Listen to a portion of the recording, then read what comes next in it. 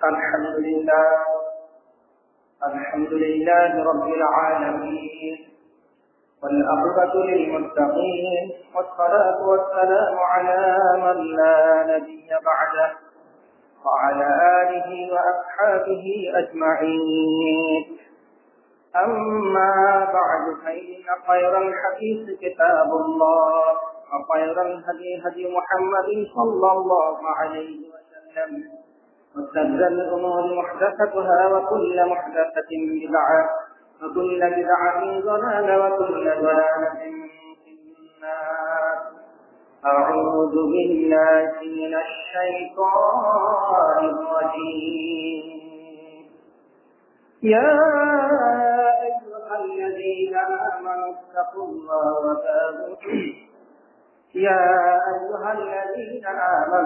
الله وذروا ما بقي من الربا إن كنتم مؤمنين। সমস্ত প্রশংসা আছে মহান আল্লাহর জন্য, যিনি আমাদেরকে যত সময় এই পবিত্র জামাতে এসে উপস্থিত হওয়ার তৌফিক দান করেছেন, আলহামদুলিল্লাহ। এবং তারপর তার হাবিব সাইয়্যিদুল মুরসালিন খাতামুন নবিয়্যিন, মানবতার মুক্তি নূর মুহাম্মদ মুস্তাফা সাল্লাল্লাহু আলাইহি ওয়াসাল্লাম, তার শত কোটি দুরূদ ও সালাম ও নূর সাল্লাল্লাহু আলাইহি ওয়াসাল্লাম। সম্মানিত উপস্থিত মুসলিমগণ, আমরা আজকে আমাদের সমাজে যে সুদ নামক যে ভয়াবহ দুর্নীতি পাপ আজকে চলতেছে, সেই সুদের ভয়াবহ শাস্তি এবং কুফর নিয়ে আজকে আলোচনা করবো ইনশাআল্লাহ। ওমা তাওফীকি ইল্লা বিল্লাহ। আমরা প্রত্যেকটি দুর্নীতির কারণ এবং সেই দুর্নীতি থেকে বাঁচার উপায় নিয়ে আমরা আলোচনা করেছিলাম। সুদের ক্ষেত্রেও সেই কারণগুলো এবং বেঁচে থাকার উপায়গুলো এখানেও প্রযোজ্য। আজকে সুদের ভয়াবহ শাস্তি আমরা জানার চেষ্টা করব কোরআন এবং কুরআনুল কারীম এবং সহিহ হাদিস থেকে। আমরা প্রথমে এক নজরে আমরা সুদের ভয়াবহ শাস্তি ও কুফরগুলো জানার চেষ্টা করি। আমরা আজকে সুদের ভয়াবহ শাস্তি এবং কুফরের মধ্যে আমরা আজকে বর্তমান সমাজে আজকে বসবাস করছি। যে কোনো ভাবে আমাদের কাছে সুদের সাথে জড়িয়ে পড়তে হচ্ছে, অথচ সুদ হচ্ছে একটি মারাত্মক অপরাধ। এই অপরাধ অসংখ্য অপরাধের চেয়ে গুরুতর। যে অপরাধের ভয়াবহ শাস্তি দুনিয়া এবং আখিরাতে আল্লাহ সুবহানাহু ওয়া তাআলা ঘোষণা দিয়েছেন। আমরা আজকে সংক্ষেপে এই সুদের ভয়াবহ শাস্তি ও কুফর, আমরা অর্ধ শতাধিক শাস্তি এবং কুফর আমরা জেনে নেওয়ার চেষ্টা করি। তারপরে সেগুলোর উপরে কোরআন এবং সুন্নাহ থেকে অসংখ্য দলিল আছে, সেগুলো কিছু আমরা পেশ করব ইনশাআল্লাহ। সুদ হচ্ছে কাবিরা গুনাহ। পৃথিবীর বুকে যত কাবিরা গুনাহ আছে তার মধ্যে অন্যতম কাবিরা গুনাহ হচ্ছে আকবারুল কাবাইর, মানে সবচেয়ে বড় কাবিরা গুনাহ। কাবিরা গুনাহ সাধারণত দুই ধরনের হয়ে থাকে, একটি হচ্ছে সাধারণ কাবিরা গুনাহ, আর একটা হচ্ছে আকবারুল কাবাইর, মানে কাবিরা গুনাহর মধ্যে কাবিরা গুনাহ, মানে কাবিরা গুনাহর মধ্যে বড় কাবিরা গুনাহ। এই সুদ হচ্ছে ওই ধ্বংসকারী বড় কাবিরা গুনাহর মধ্যে একটি। সুদকে আল্লাহ সুবহানাহু ওয়া তাআলা পবিত্র কোরআনুল কারীমে হারাম করেছেন। আল্লাহ সুদ হারাম করেছেন এবং ব্যবসা বাণিজ্য এটাকে তিনি হালাল করেছেন। তাহলে হচ্ছে সুদ হচ্ছে একটি হারাম ব্যবসা। এটাকে মানুষ অনেকেই ব্যবসা মনে করে, কিন্তু আসলে সেটা কোনো ব্যবসা নয়, এটা হচ্ছে একটি হারাম কারবার। সুদের ভয়াবহ শাস্তি হচ্ছে যে যারা সুদখোর, এরা হচ্ছে মালউন, এরা অভিশপ্ত। এদেরকে আল্লাহ সুবহানাহু ওয়া তাআলার নবী তাদের প্রতি লানত করেছেন, অভিশাপ করেছেন। যাদের প্রতি রাসূলুল্লাহ সাল্লাল্লাহু আলাইহি ওয়াসাল্লাম অভিশাপ করে, লানত করে, এরা হচ্ছে মালউন। এদেরকে আরবি ভাষায় মালউন বলা হয়, অভিশপ্ত বলা হয়। তো এরা হচ্ছে, এই সুদখোর হচ্ছে অভিশপ্ত। শুধু তাই নয়, যারা স্বেচ্ছায় সুদ দেয় এদেরকেও মালউন বলা হয়েছে, অভিশপ্ত বলা হয়েছে। শুধু তাই নয়, যারা সুদের হিসাব কিতাব করে, সুদী ব্যাংকে লেখালেখি করে, সুদের হিসাব কষে, এদেরকেও রাসূল সাল্লাল্লাহু আলাইহি ওয়াসাল্লাম মালউন বলেছেন, অভিশপ্ত বলেছেন। এরাও হচ্ছে লানতকারী। অনুরূপভাবে যারা সুদের সাক্ষী থাকে, অর্থাৎ সুদের লেনদেনের ক্ষেত্রে যারা সাক্ষী হয়, এদেরকেও রাসূলুল্লাহ সাল্লাল্লাহু আলাইহি ওয়াসাল্লাম লানত করেছেন। এরাও হচ্ছে মালউন বা অভিশপ্ত। সুদখোরের ভয়াবহ শাস্তি হচ্ছে, সুদখোর হচ্ছে জাহান্নামী। এদেরকে আল্লাহ সুবহানাহু ওয়া তাআলা সরাসরি জাহান্নামের ঘোষণা দিয়েছেন। এই সুদখোর এরা জান্নাতে যাবে না। এদের জন্য আল্লাহ সুবহানাহু ওয়া তাআলা জান্নাতকে হারাম করে দিয়েছেন। সুদের ভয়াবহ পরিণতির মধ্যে অন্যতম হচ্ছে যে সুদ হচ্ছে বা সুদ গ্রহণ হচ্ছে একটি জুলুম, অত্যাচার এবং শোষণের একটি বড় হাতিয়ার।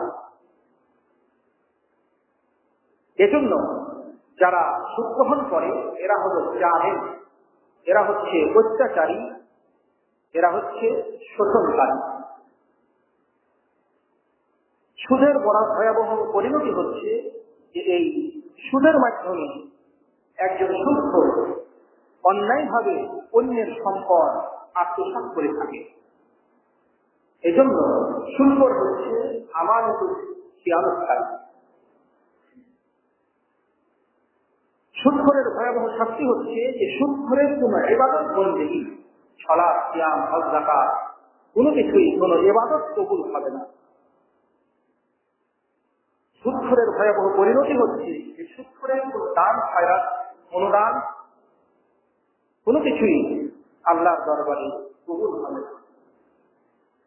সুদখোরের ভয়াবহ পরিণতি হচ্ছে যে সুদখোর হচ্ছে আল্লাহর কাছে অতি ঘৃণিত, অভিশপ্ত এবং কলঙ্কিত ব্যক্তি। আল্লাহ সুবহানাহু ওয়া তাআলা এই সুদখোরদেরকে তিনি ভালোবাসেন না, মহব্বত করেন না, তিনি তাদেরকে ঘৃণা করেন।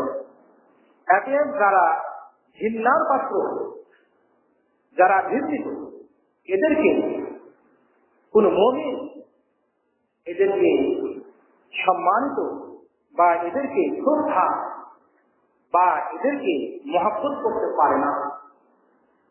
আল্লাহ যাদেরকে মহব্বত করেন না, আল্লাহ যাদেরকে ঘৃণা করে, এরা সকল মুমিনের ঘৃণা পাওয়ার হকদার।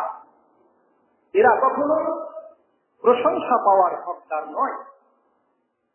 এবং তাদের যতই ধন সম্পদ থাকুক, তাদেরকে ঘৃণা করতে হবে। তাদের সঙ্গে সম্পর্ক, বিশেষ করে বৈবাহিক সম্পর্ক, তাদের সঙ্গে গড়ে তোলা যাবে না। তার কারণ তাদের সবকিছুই হারাম, তাদের উপার্জন হারাম, তাদের রক্ষম হারাম, তাদের খাদ্য হারাম, তাদের পানীয় হারাম, সবকিছুই হারাম। এই জন্য যে সুদ হচ্ছে হারাম সম্পদ এবং সুদ হচ্ছে হারাম খাদ্য। সুদের অন্যতম ভয়াবহ শাস্তি হচ্ছে সুদের মধ্যে রয়েছে অসংখ্য পাপ। সুদের মধ্যে অসংখ্য পাপ নিহিত আছে। রাসূলুল্লাহ সাল্লাল্লাহু আলাইহি ওয়াসাল্লাম কোন হাদিসে ৭৭-এর বেশি, কোন হাদিসে ৭২, কোন হাদিসে ৭৩, অর্থাৎ ৭৭-এর অধিক পাপ রয়েছে এই সুদের মধ্যে।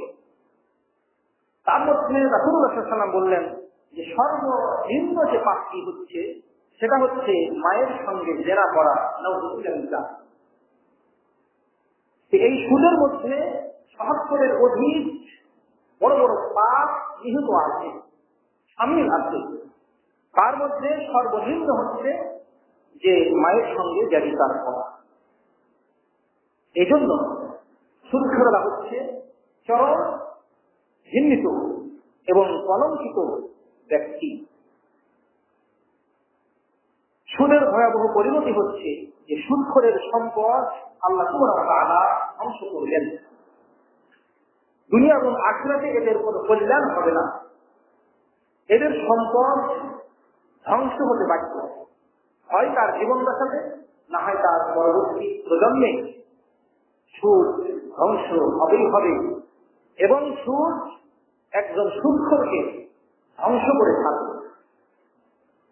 সুদের ভয়াবহ পরিণতি হচ্ছে যে এই সুদখোর কিয়ামতের দিনে সে কবর থেকে যখন উঠবে, তখন সে উঠে ধরা পাগলের মতো সে কবর থেকে উঠবে। সুদখোরের বিরুদ্ধে আল্লাহ সুবহানাহু ওয়া তাআলা যুদ্ধ ঘোষণা করেছেন। এতে যারা সুদখোর এরা আল্লাহ এবং তার রাসূলের বিরুদ্ধে, এরা আল্লাহর বিরুদ্ধে এরা যুদ্ধ ঘোষণাকারী।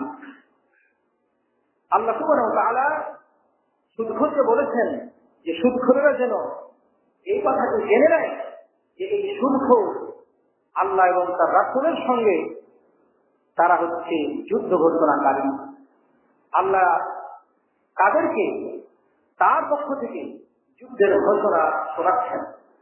তাতে সুদখোর এরা হচ্ছে আল্লাহ দ্রোহী, এরা হচ্ছে আল্লাহ বিদ্রোহী, এরা আল্লাহর বিরুদ্ধে এই পৃথিবীতে এরা যুদ্ধ ঘোষণা করেছে।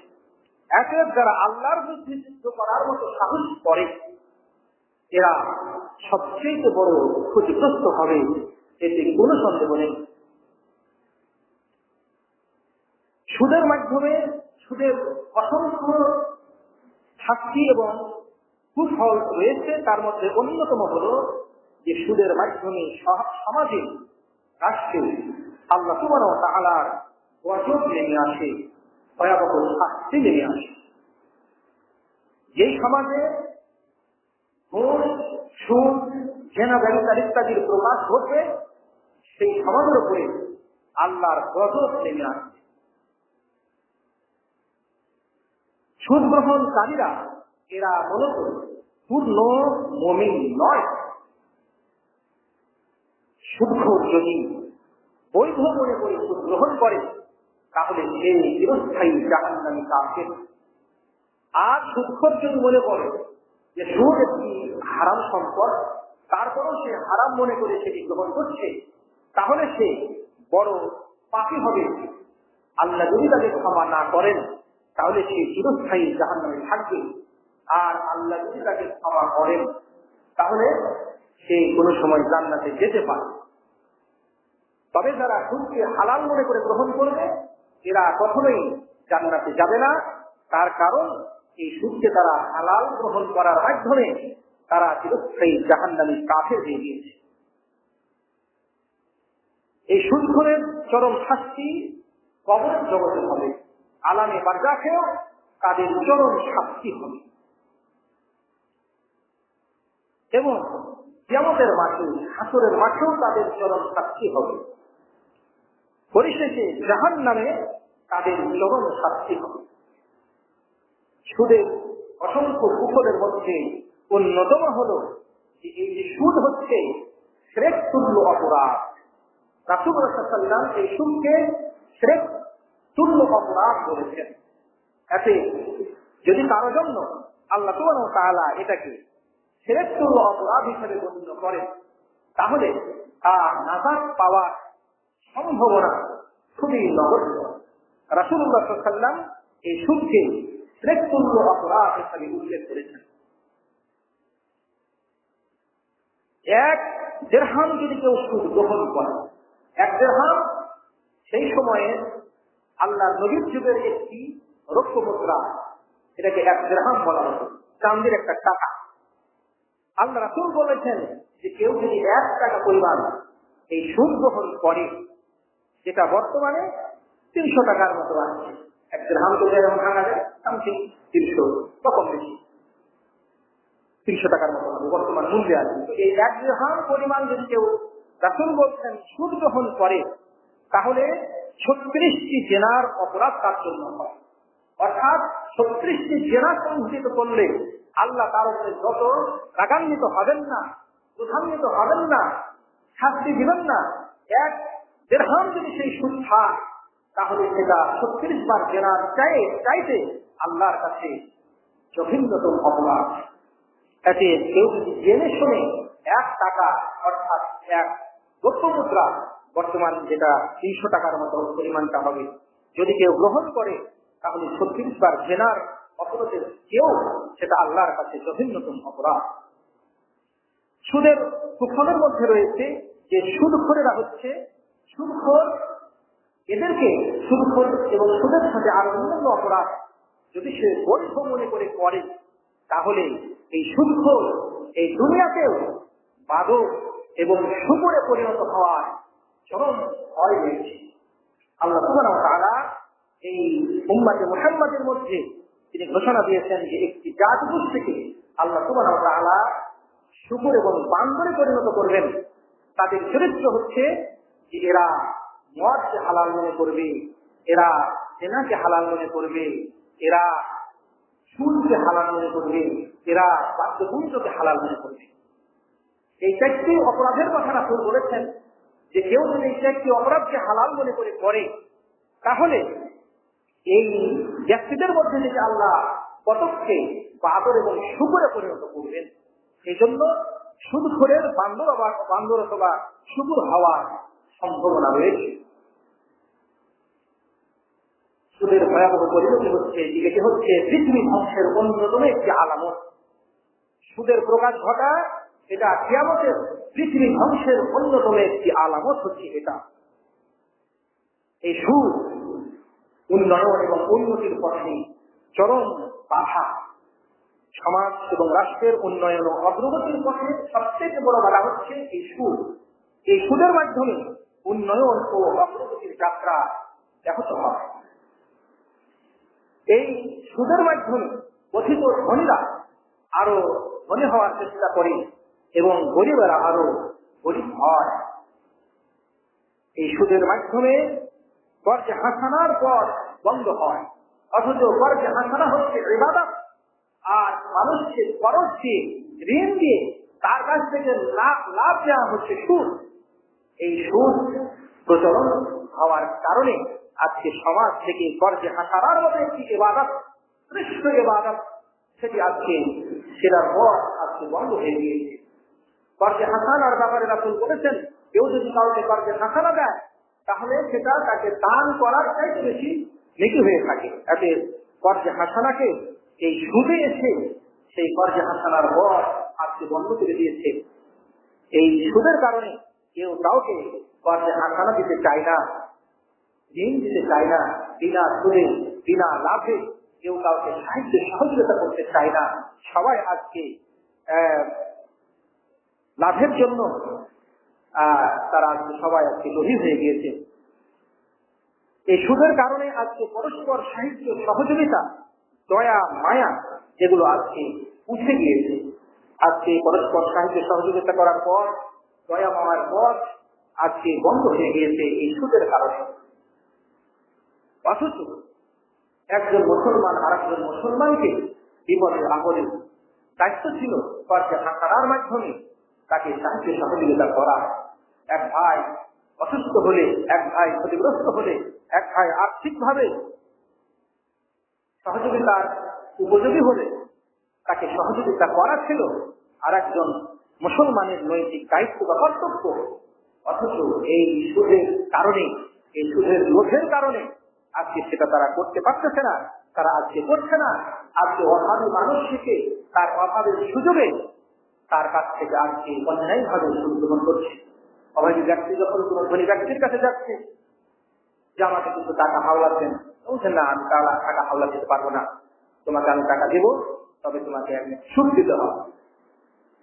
সেই সুদ না দিলে সে টাকা দিতে চায় না।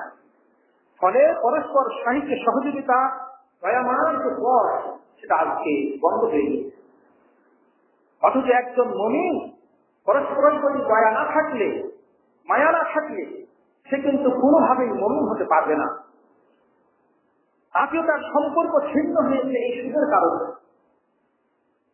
এবং পরস্পরের ঘৃণা সৃষ্টি হয়েছে। আপনার আত্মীয় স্বজন যদি অসহায় হয়, কোনোভাবে আর্থিকভাবে ক্ষতিগ্রস্ত হয় বা অর্থের কোনো প্রয়োজন হয়, তাহলে তাকে আপনাকে সাহায্য করতে হবে, টাকা পয়সা হাওলাত দিতে হবে বা দান করতে হবে। এটা হচ্ছে আত্মীয়তার সম্পর্ক অটুট রাখার একটি আমল। আত্মীয়তার সম্পর্ক অটুট রাখার যত আমল আছে তার মধ্যে অন্যতম হলো যে আপনি আপনার আত্মীয় স্বজন যারা আছেন তাদেরকে আপনি আর্থিক সহযোগিতা করবেন।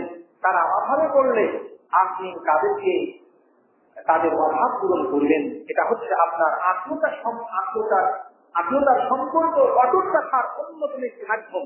অথচ সেটা আজকে নষ্ট হয়েছে। আজকে মানুষ আত্মীয়তার সম্পর্ক রক্ষা করতেছে না, বরং সুদ দেওয়ার মাধ্যমে আত্মীয়তার সম্পর্ক ছিন্ন করতেছে এবং পরস্পরে ঘৃণা, বিদ্বেষ, হিংসা এবং অসহযোগিতা ইত্যাদি এগুলো প্রকাশ করতেছে। এই সুদ একজন মানুষকে সুদখোরকে লোভী করে তোলে, যে যত বেশি সুদ খায় সে তত বেশি লোভী হয়ে যায়। এজন্য সুদখোর হচ্ছে একজন কুখ্যাত লোভী ব্যক্তি, যে লোক তার ইহকাল এবং পরকালকে ধ্বংস করে দেবে। রাসূলুল্লাহ সাল্লাল্লাহু আলাইহি ওয়াসাল্লাম বলেছেন, তোমরা লোভ থেকে বেঁচে থাকো, তার কারণ যে এই লোভ তোমাদের অতীতের অসংখ্য জাতিকে ধ্বংস করেছে। এই লোভের কারণেই তারা অন্যের সম্পদ অন্যায়ভাবে গ্রহণ করেছে, অন্যকে হত্যা করেছে, অন্যকে প্রহার করেছে, অন্যের মানহানি করেছে, আত্মীয়তার সম্পর্ক ছিন্ন করেছে। অসংখ্য অপরাধ সংঘটিত হয়েছে এই লোভের কারণে। এতে সুদখোর একজন লোভী এবং স্বার্থপর মানুষ, সংকীর্ণ মনা মানুষ। এতে সুদ মানুষকে লোভী করে, স্বার্থপর করে, সংকীর্ণ মনোভাব তার মধ্যে সৃষ্টি করে। এতে সুদ আমাদেরকে অবশ্যই বর্জন করতে হবে। অনেক সময় সুদের টাকা দিতে বিলম্ব করলে যারা অসহায় মানুষ অভাবের কারণে সুদ গ্রহণ করেছে বা টাকা নিয়েছে, বাধ্য হয়ে সুদ দিতে হবে। এখন সুদ দিতে যদি দেরি করে তো অনেক সুদখোর সুদ এই ঋণ গ্রহীতাকে গালাগালি করে, প্রহার করে, এমনকি হত্যা পর্যন্ত করে, যেগুলো হচ্ছে মারাত্মক অপরাধ। অনেক সময় দেখা যায় যে সুদের টাকা দিতে না পারলে কিছু সুদখোর ঋণ গ্রহীতার পরিবারকে অবৈধ কাজ করার জন্য বাধ্য করে, যেটা চরম অন্যায় এবং অবিচার। অনেক সময় বেকায়দায় যারা ঋণ গ্রহণ করেন তারা সুদ দিতে না পারলে অনেক সময় কিছু ঋণ গ্রহীতা অবৈধ পথ বা পন্থা অবলম্বন করে।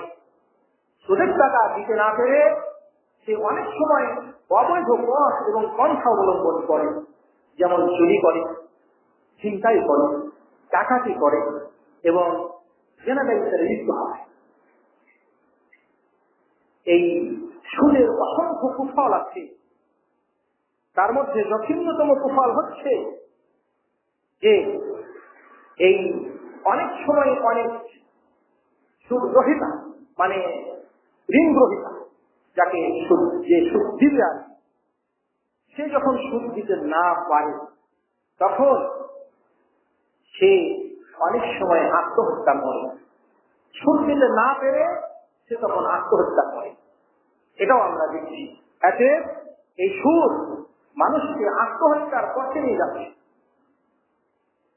এই সুদের অসংখ্য কুফল হচ্ছে যে এই সুদখোরের দেহ অপবিত্র দেহ, এই অপবিত্র দেহ জান্নাতে প্রবেশ করবে না, এই অপবিত্র দেহ জাহান্নামে প্রবেশ করবে।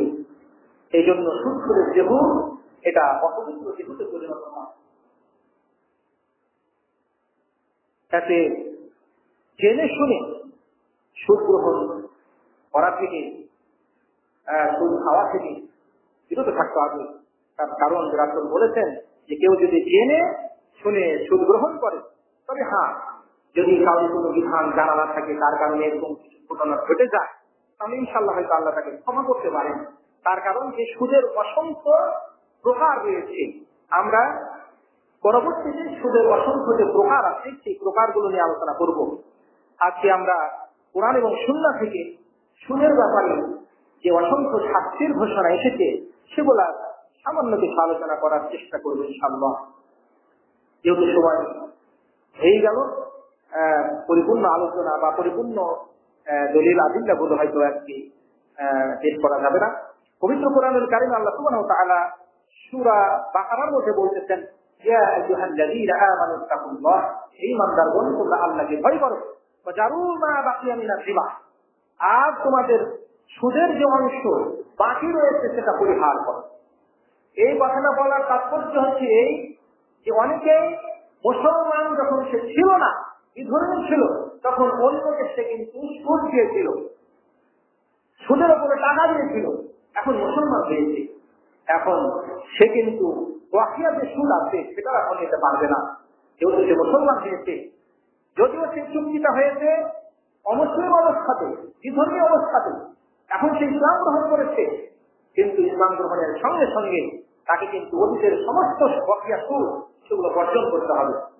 আর যেগুলো সে মুসলমান হওয়ার আগে যেগুলো করেছে সেগুলো আমরা হয়তো ক্ষমা করে দেবেন, কিন্তু মুসলমান হওয়ার সঙ্গে সঙ্গে তাকে অতীতের সমস্ত বকেয়া সুদ সেগুলা কিন্তু বর্জন করতে হবে।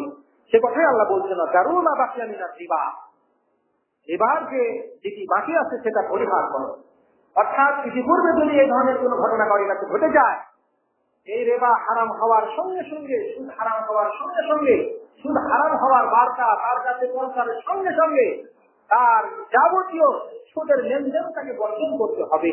আল্লাহ বলছেন, ইন কুনতুম মুমিনিন, যদি তুমি মুমিন হও তাহলে অতীতের সমস্ত সুদের পাওনা এগুলা তুমি পরিত্যাগ করো, এগুলা ছেড়ে দাও, যদি তুমি মুমিন হও।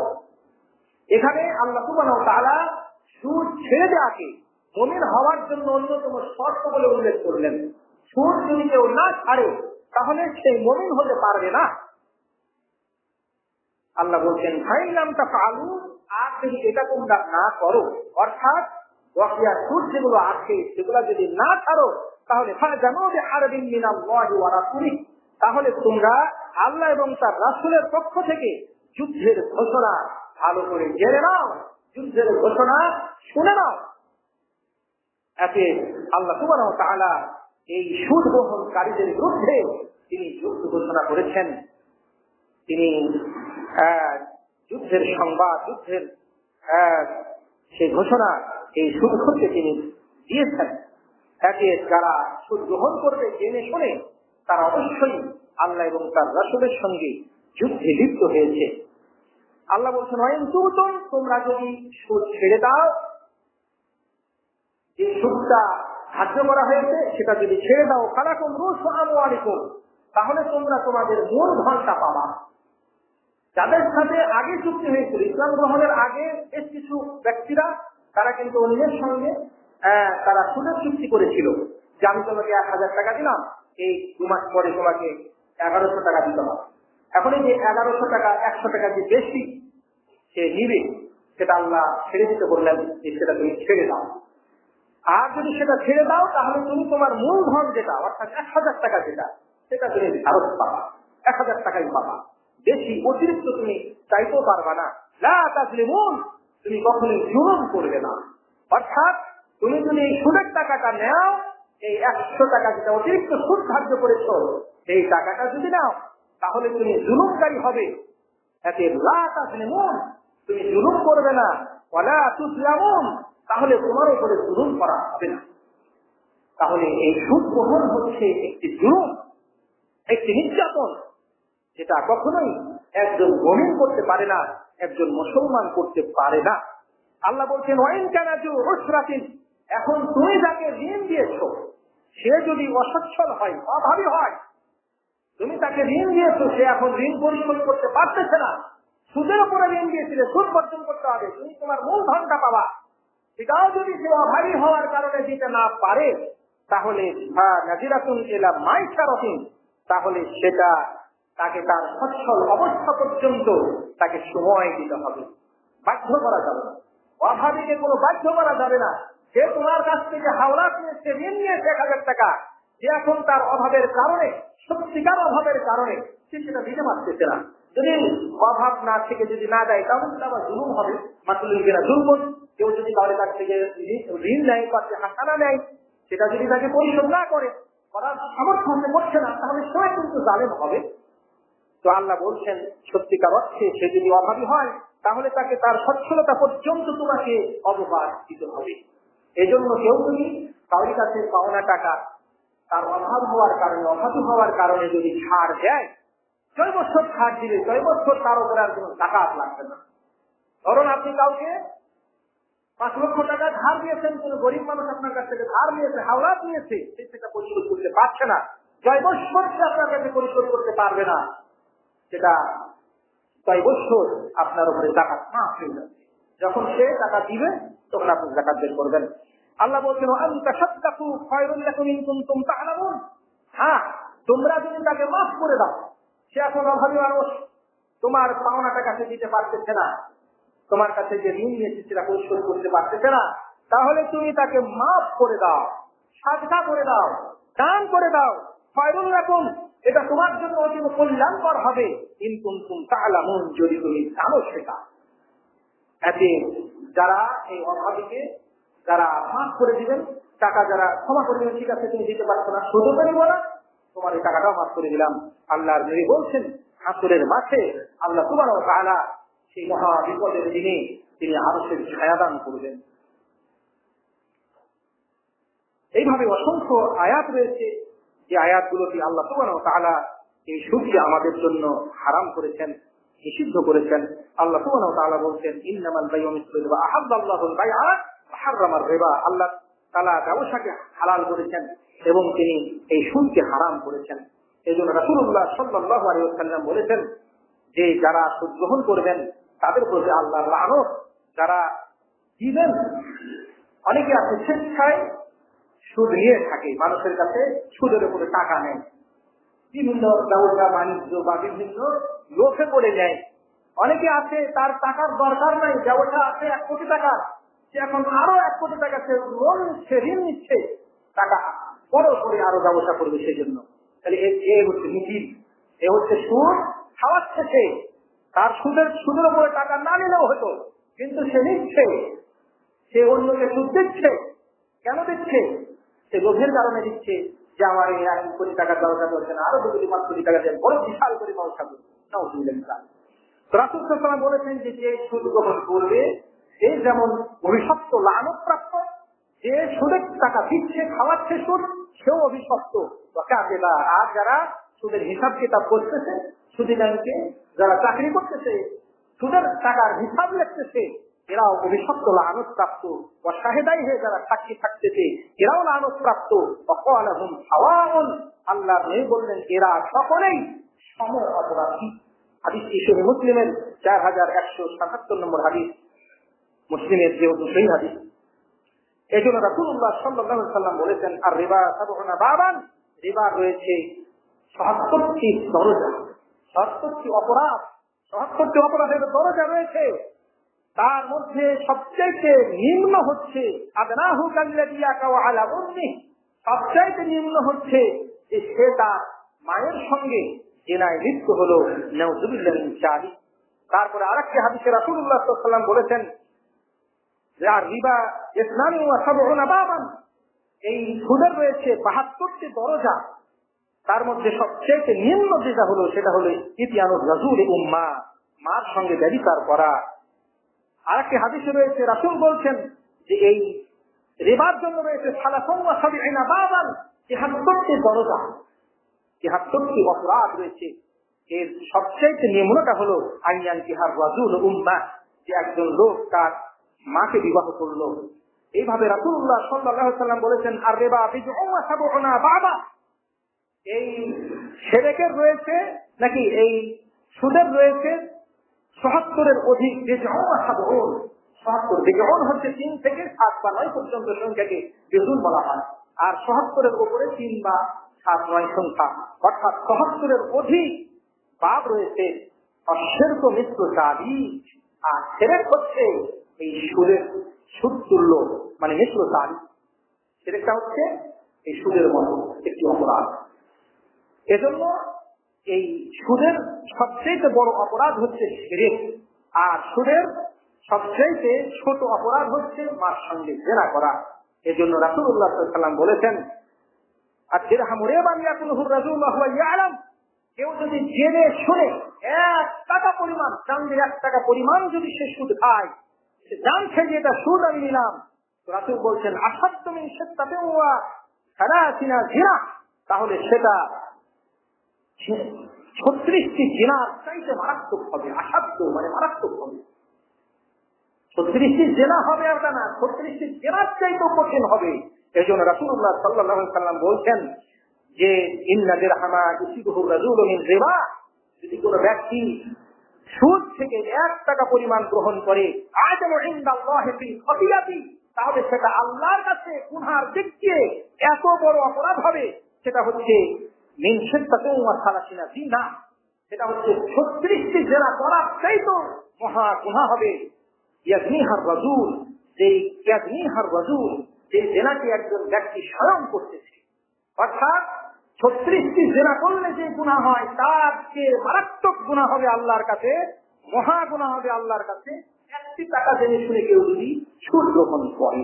রাসূল বলছেন ওয়া ইন্না আরবার রিবা, আর সবচেয়ে বড় সুদ হলো ইরজুর রাজুলিল মুসলিম, মুসলমানের মান হানি করা, মানে মুসলমানের মান হানি করা, সম্মানিত ব্যক্তির সম্মান নষ্ট করা, সম্মানিত ব্যক্তিকে অন্যায়ভাবে বেইজ্জত করা, তার দুর্নাম করা, তার গীবত করা, এটাও হচ্ছে আরবার রিবা।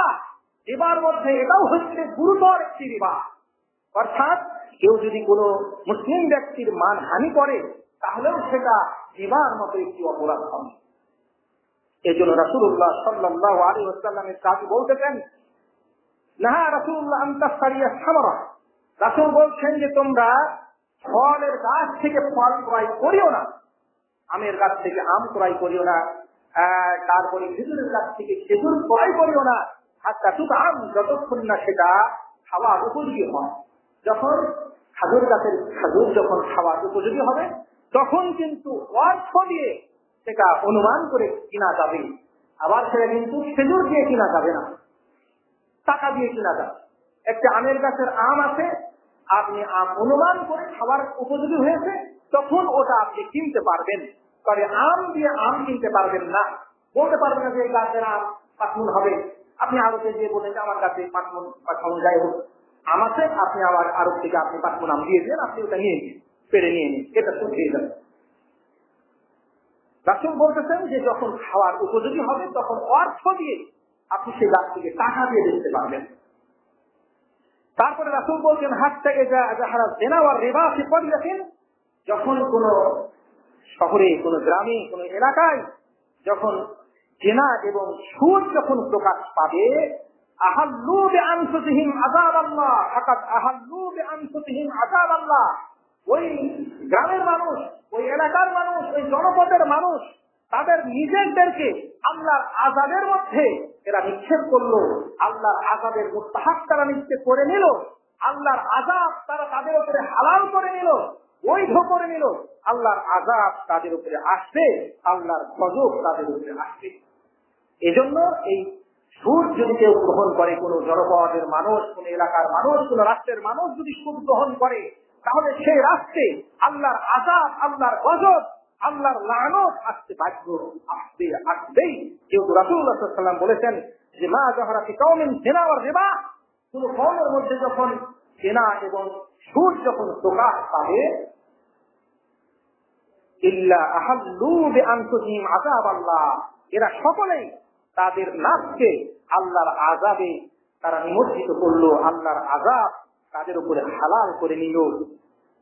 এই জন্য রাসূলুল্লাহ সাল্লাল্লাহু আলাইহি ওয়াসাল্লাম বলছেন ইত্তাকুমা যুনুবান লাতি লা তুসফার, তোমরা ওই সমস্ত গুনাহ থেকে বেঁচে থাকো যেই সমস্ত গুনার ক্ষমা নাই, মাফ নাই। আল্লাহ সুবহানাহু ওয়া তাআলা যে গুনাহ ক্ষমা করবেন না। রাসূল বলছেন ফামান কাল্লা সেটা হচ্ছে কি? আল গুলুল, সেটা হচ্ছে আত্মসাৎ। যে গুনাহ আল্লাহ ক্ষমা করবেন না সেটা হচ্ছে আত্মসাৎ। ফামান গাল্লা শাইয়ান আতা বিহি ইয়াউমাল কিয়ামা, যে ব্যক্তি কোনো কিছু আত্মসাৎ করবে অবশ্যই সে আত্মসাৎকৃত সম্পদ তাকে হাসরের মাঠে নিয়ে উপস্থিত হতেই হবে। এই জন্য রাসূল সাল্লাল্লাহু আলাইহি ওয়াসাল্লাম বলছেন যে ইয়্যাকা ওয়াজ-যুনুব, তুমি নিজকে বাঁচাও ওই সমস্ত অপরাধ থেকে, এই সমস্ত অপরাধ আল্লাযী লা তুগফার, এই সমস্ত অপরাধের কোনো ক্ষমা নাই। তার মধ্যে এক নম্বর হলো আল গুলুল, সেটা হলো আত্মসাৎ করা। যে ব্যক্তি আত্মসাৎ করবে সে কিয়ামতের মাঠে তার আত্মসাৎকৃত বস্তু তাকে নিয়ে হাজির হতেই হবে, তার ঘাড়ের উপরে নিয়ে কিয়ামতের মাঠে উঠতে হবে। আর 2 নম্বর হলো আকলুল রিবা, আর সুদ ভক্ষণ করা। এই সুদ ভক্ষণ যে করবে সেটার ক্ষমা নাই। সমান আকালার রিবা, যে ব্যক্তি সুদ গ্রহণ করবে কিয়ামতে মাজনুনা, তাকে কিয়ামতের দিন পাগল করে উঠানো হবে। ইয়াতা সব্বাত, এমন পাগল, এই পাগল এই শয়তান স্পর্শ করে বুঝে ধরে দিনে ধরে তাকে পাগলা করে দিয়েছে, বিভ্রান্ত করে দিয়েছে। যেহেতু কুরআনুল কারীমের সূরা বাকারার 175 নম্বর আয়াত আল্লাহ বলছেন যে সুম্মা করাল্লাযী, আল্লাহ নবী তেলাওয়াত করলেন, আল্লাযীনা ইয়াকুলুনা রিবা, যারা দুনিয়াতে সুদ গ্রহণ করে, লা ইয়াকুমুনা ইল্লা কামা ইয়াকুমুল্লাযী ইয়াতাখাব্বাতুহু শাইতান, তারা কিয়ামতের মাঠে ওই অবস্থাতে উঠবে যে অবস্থাতে একজন জিন একজন ব্যক্তিকে ধরলে পারে, যিনি স্পর্শ করলে পারে, যিনি পাগল করে দিলে পারে, যেভাবে উদ্ভ্রান্ত হয়ে পাগলা হয়ে যেভাবে ঘুরে বেড়ায়, যার মধ্যে হুঁশ থাকে না, কিছুই থাকে না, তো ওই রকম হয়ে সে কিয়ামতের মাঠে কবর থেকে উঠবে। তাতেই সমস্ত মানুষ জানবে যে এই ছিল দুনিয়াতে একজন ঘুষখোর ব্যক্তি। এজন্য এই নাকি সুদখোর ব্যক্তি। এজন্য এই সুদ যারা খাবে এরা কিয়ামতের দিনে পাগল হয়ে কবর থেকে উঠবে। এজন্য রাসূলুল্লাহ সাল্লাল্লাহু আলাইহি ওয়াসাল্লাম অত্যন্ত সাবধান করেছেন যে এইগুলার ক্ষমা নেই। এইগুলার ক্ষমানের অর্থ হচ্ছে যে এইগুলো হচ্ছে অত্যাচার, এগুলো হচ্ছে জুলুম, এই গুরুর এগুলো আত্মসাৎ। আমরা আগেই বলেছি যে যে অধিকারগুলো আপনি মানুষের অধিকার হরণ করেছেন সেই অধিকার মানুষকে আপনাকে পৌঁছে দিতে হবে। যদি সেটা আপনি না দিয়ে থাকেন সেটা আল্লাহ সুবহানাহু ওয়া তাআলা নিজে ক্ষমা করবেন না। তবে হ্যাঁ, যদি আল্লাহ কাউকে ইচ্ছা করেন ক্ষমা করতেও পারেন। তবে রাসূলুল্লাহ সাল্লাল্লাহু আলাইহি ওয়াসাল্লাম বলেছেন যে কিছু গুনাহ আছে যে গুনাহগুলো ক্ষমা হয় না, তার মধ্যে একটি হচ্ছে আত্মসাতের গুনাহ, আর একটি হচ্ছে রিবা খাওয়ার গুনাহ, সুদ খাওয়ার গুনাহ। এখন যদি কেউ দুনিয়াতে সুদ থেকে তওবা করে তাহলে তার পথ কি, কিভাবে সে তওবা করবে? তাহলে অবশ্যই এটা এখানে যেটা বলা হয়েছে সেটা হচ্ছে যে কেউ যদি মরার আগে তওবা করে তাহলে সেটা সে ক্ষমা পেতে পারে, কিন্তু তওবা না করে যদি মারা যায় তাহলে সেই ক্ষেত্রে বলা হচ্ছে যে আল্লাহ তাকে ক্ষমা করবে না, তাকে শাস্তি দিবে। আর তওবা করে যদি মরার আগে তওবা করে তাহলে আল্লাহ ক্ষমা করে দিতে পারে। তবে শর্ত হলো যে সে যার মাল আত্মসাৎ করেছে, যার কাছ থেকে সে সুদ গ্রহণ করেছে অন্যায় ভাবে, তাকে সেগুলো ফেরত দিতে হবে এবং আল্লাহর কাছে তওবা ইস্তিগফার করে তাকে ক্ষমা চেয়ে নিতে হবে। এই জন্য এই সুদের পরিণাম হচ্ছে ধ্বংস। এই জন্য রাসূল বলছেন আর রিবা ওয়াইন কাসুরা, রিবা এটা যদিও মনে হচ্ছে যে সম্পদ বাড়তেছে, কিন্তু রাসূল বলছেন যে না, সম্পদ বাড়ে না। ফাইন্না আকিবাতাহু তাসিরু ইলা কুল্লিন বাকিলিন, এই সুদের পরিণাম একদিন না একদিন ধ্বংসের দিকে যাবে, ঘাটতির দিকে যাবে, স্বল্পতার দিকে যাবে। অর্থাৎ একজন সুদ করছে যতই মনে করুক যে সুদ খেয়ে আমার বিশাল সম্পদের পাহাড় হয়েছে, একদিন না একদিন সেগুলার ধ্বংস অনিবার্য। সে কথা রাসূলুল্লাহ সাল্লাল্লাহু আলাইহি ওয়াসাল্লাম বলেছেন, যেটা আমরা বিশ্বাস করি। আর একটা হচ্ছে যে এই সুদখোরেরা বান্দর অথবা শুকরে পরিণত হওয়ার সম্ভাবনা আছে। রাসূল বলছেন আমার উম্মতের কিছু ব্যক্তি রাত্রি যাপন করবে অহংকার, গর্ব, খেউ তামাশার মধ্যে, ওই মানুষগুলোকে আল্লাহ বাঁদর এবং শুকরে পরিণত করবে। এটা রাসূল বলছেন আমার উম্মত উম্মতি, আমার উম্মতের অসংখ্য মানুষের মধ্যে এটা ঘটার সম্ভাবনা আছে। এরা বান্দর এবং শুকরে পরিণত হবে। কারণটা হলো ইস্তিহলালিহিমুল মাহারিম, তারা হারাম জিনিসকে হালাল করার কারণে, ইত্তেখাযুল কায়নাত, আর তারা এই নায়িকা এগুলাকে গ্রহণ করার কারণে, শুরবিহিমুল খামর, এবং তারা মদ পান করার কারণে, আকলিহিমুল রিবা, আর তাদের সুদ খাওয়ার কারণে, ওয়ালুবসিহিমুল হারির, আর দেশীর পোশাক পরার কারণে। এখানে 5টি অপরাধের কথা বলা হলো, যে 5টি অপরাধ যখন কোন উম্মতে মুহাম্মাদের কোন ব্যক্তি যখন হালাল মনে করে করবে, তখন এই সমস্ত ব্যক্তিদের শুকুর এবং বান্দর হওয়ার সম্ভাবনা রয়েছে। আল্লাহ সুবহানাহু ওয়া তাআলা আমাদেরকে যেন এই ভয়াবহ শাস্তি থেকে নাজাত দান করেন বলে আমিন। রাসূল বললেন, কিয়ামতের অন্যতম আলামত হচ্ছে ইয়াজহারুর রিবা ওয়াল জিনা ওয়াল খামার, জিনা এবং সুদ মানে সুদ এবং জিনা এবং মদ পানের দোকান ফাটা, ব্যাপকতা সৃষ্টি হওয়া, এটা হচ্ছে কিয়ামতের অন্যতম আলামত। আসুন আমরা সুদের মতো এই মহাপাপ, যে পাপ আমরা শতাধিক আমরা এর ভয়াবহ পরিণতি এবং কুসংস্কার যেগুলো আমরা আলোচনা করলাম, সেগুলো থেকে বাঁচার জন্যই আমাদেরকে অবশ্যই সুদ পরিহার করতে হবে। আমরা ইনশাআল্লাহ সামনে জমাই সুদ কাকে বলে এবং সুদের প্রকার কত, কি কি ভাবে, কোন কোন ভাবে সুদ টাকা খাটালে পারে বা টাকা নিলে পারে, বা কিভাবে ব্যবসা বাণিজ্য করলে পারে সুদ হয়। সুদের অসংখ্য প্রকার আছে, সেই প্রকারগুলো নিয়ে ইনশাআল্লাহ আলোচনা করবো। ওয়া মা তাওফীকি ইল্লা বিল্লাহ।